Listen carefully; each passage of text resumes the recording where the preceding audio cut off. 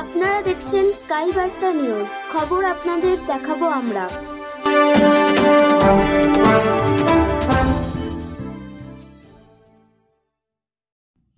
37তম আরামবাগ উৎসবের শেষ দিনে মঞ্চ কাঁপালেন মিমি চক্রবর্তী।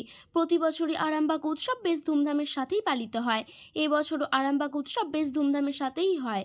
শেষ দিন অর্থাৎ মঙ্গলবার উপস্থিত ছিলেন মিমি চক্রবর্তী, খরাজ মুখোপাধ্যায়ের মতন বিশিষ্ট ব্যক্তিগণ। তাদের গান ও অভিনয়ের দর্শকরা মুখরিত হয়ে পড়লেন। এই দিন ভিড় ছিল চোখে পড়ার মতো। হুগলি থেকে বিশ্বজিৎ সাহার রিপোর্ট, স্কাই বার্তা নিউজ লাইভ।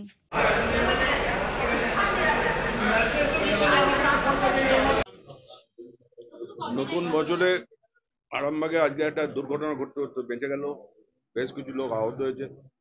তা 24 সালটা যেন সবাই ভালো থাকে, ভালোভাবে কাটায়, এটাই আশা করবো।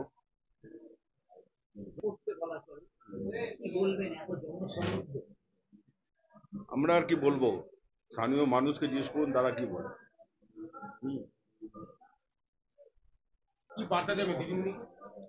কালকে তো আমরা সকালে ফ্ল্যাগ তুলে, আমাদের পার্টি অফিসে ফ্ল্যাগ তুলে আমি যে কলকাতা গেছিলাম পৌরমন্ত্রীর সঙ্গে দেখা করতে। লোক রোজই এরকম ভিড়, প্রচন্ড ভিড় হচ্ছে। হ্যাঁ, 35তম বর্ষ।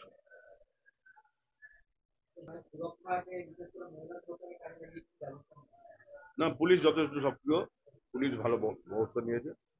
সিসি ক্যামেরা লাগানো ছিল, সিসি ক্যামেরা আছে, ড্রোন ক্যামেরা আছে।